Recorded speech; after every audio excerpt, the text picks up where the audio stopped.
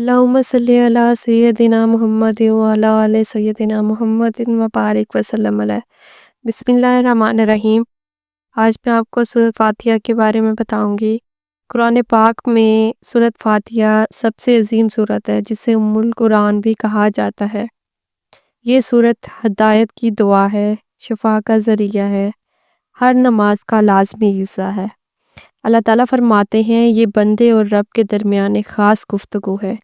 جب دل پریشان ہو، جب راستہ سمجھ نہ آئے تو سورۃ فاتحہ پڑھیں، اللہ خود رہنمائی فرماتا ہے۔ آج ہی نیت کے ساتھ سورۃ فاتحہ پڑھیں اور اس کی برکتوں کو اپنی زندگی میں محسوس کریں۔ اس کے ساتھ میں آپ کو سورۃ فاتحہ کا ایک وظیفہ بتاتی ہوں۔ فجر کی نماز میں سنت کے بعد سورۃ فاتحہ کو بسم اللہ کے ساتھ 41 مرتبہ پڑھیں۔